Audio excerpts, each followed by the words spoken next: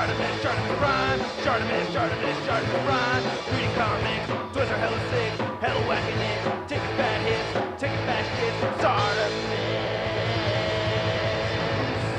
Subscribe.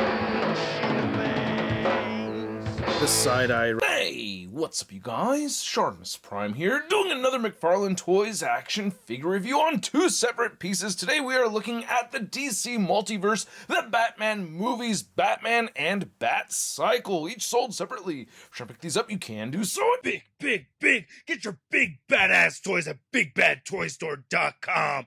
Click the link in the description below. While you're down there, I ask you to please hit that like button, and if you're new here, hit that subscribe button as well as the notification bell. And a big thanks to McFarlaneToys for making this review possible and sending out these samples my way to review for you guys. If you want to see the latest from McFarlaneToys, be sure to check the link in the description below. Both of these look pretty cool so far already, and yeah, I really like this Batman logo on the side. You can see it again right over there, spot varnished. It says the Batman Batcycle right there, and then on the back you get a really nice looking product shot. There's some other Batman movie figures right here on the back of the packaging, and on the side it says Batman Batcycle, and then you get the Batman movie logo on the top. Not much more at the bottom, so let's get to it and crack these things open.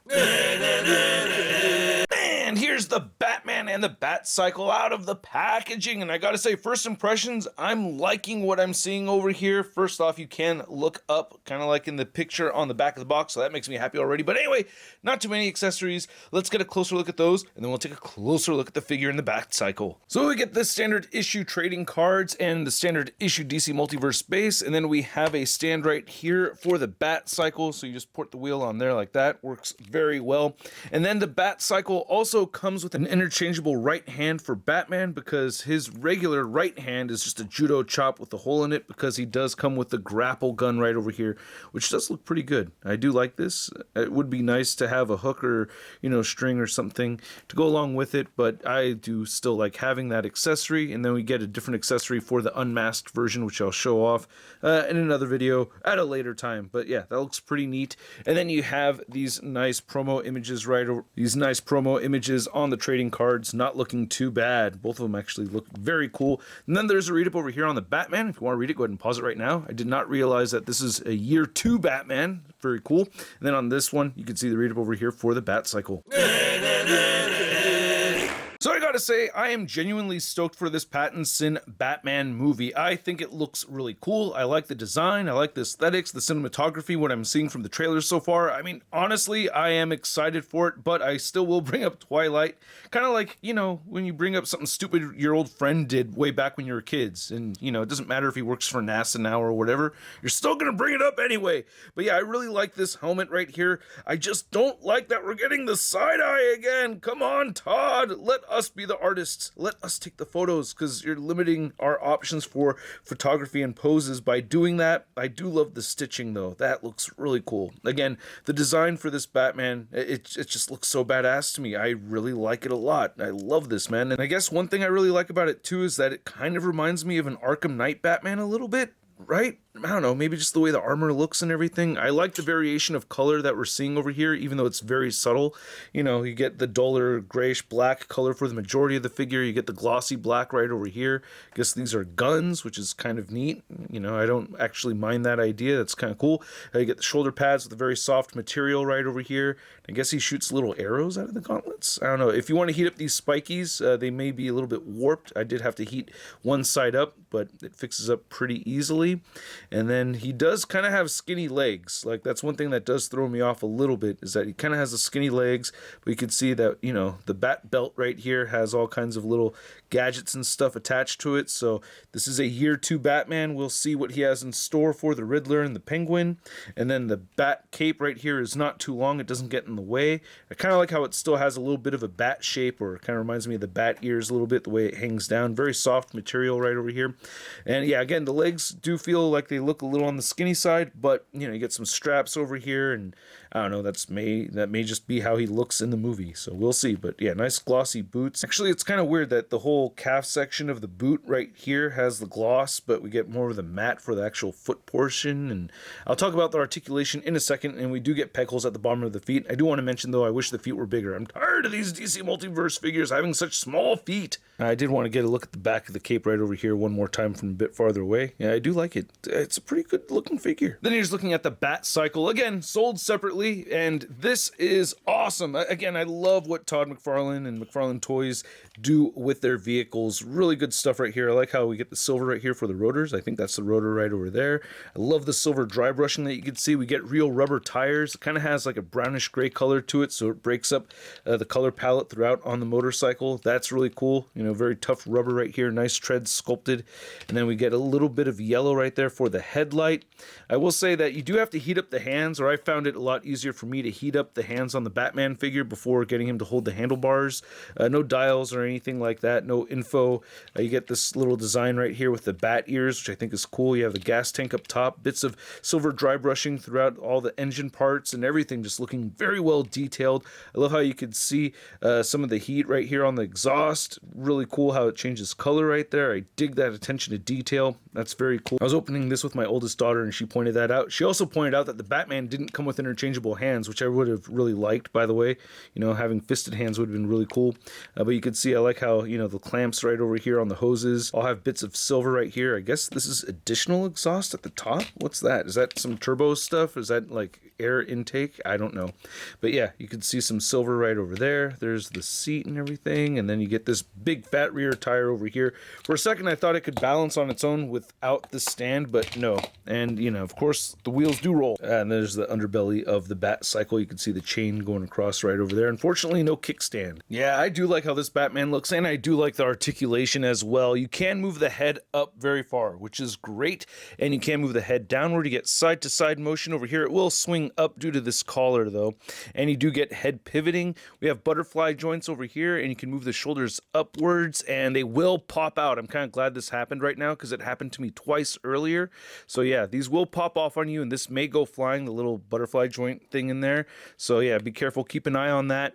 You can rotate the shoulders all the way up and around. It will flay outward a little bit. There is bicep swivel inside there, and you get double jointed elbows, and the wrists turn side to side and hinge up and down or horizontally, depending on how you have that configured.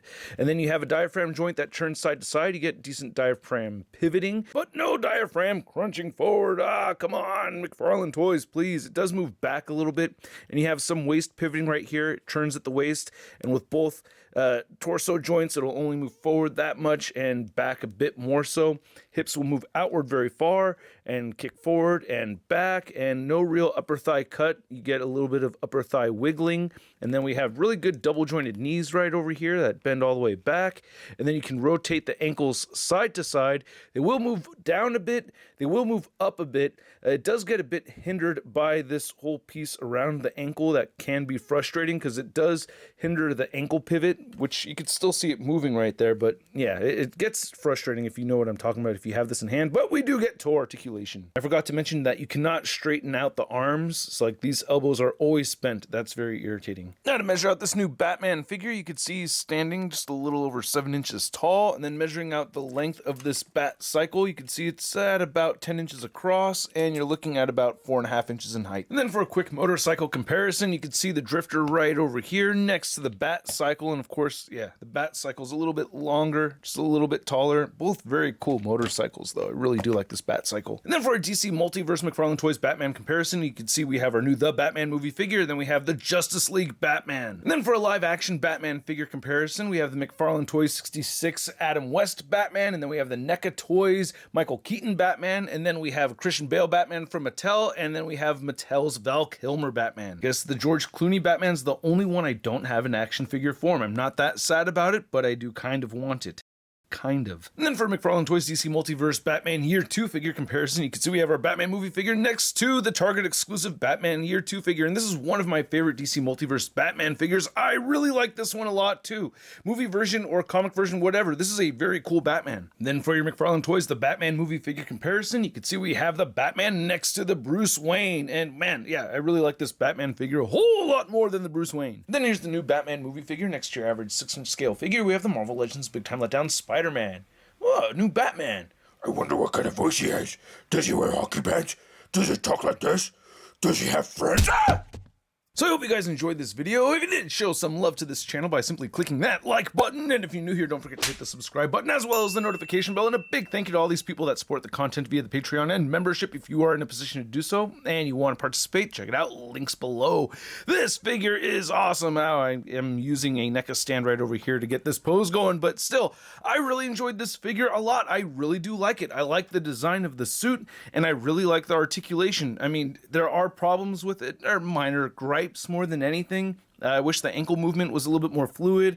I'm still irritated with the lack of a really good ab crunch on these figures. So yeah, that complaint is there, but I really like the way it looks, and for the most part, it is fun to pose around. Oh yeah, the thing with the elbows too. Yeah, I have my nitpicks with the figure, man, no doubt, but I still really like it a lot, and I do recommend it.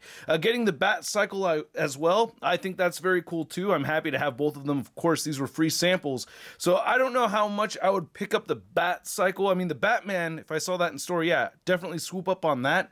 The Batcycle, maybe, but at the same time, I think the Batcycle does look very cool, so I probably would get both. But anyway, at the price point of around 20 to 25 bucks for the Batman, and around 25, 30 bucks for the Batcycle, I'm giving these a Sun rating of I love it! and I'd like to know what you guys think, so please let me know in the comments section below. If you want to see the latest in action figure news, you can find it all over at toynewseye.com. And if you want to stay in touch with me on social media, you can find me on Instagram, Twitter, Twitch, and TikTok. And I will catch you guys later. Peace! I'm gonna play with my toys today. Well, I don't care what my people say. I'm gonna play with my toys today. Can't have one, I gotta get them all. Time to make a trip to the local mall. Oh yeah! That's crispy.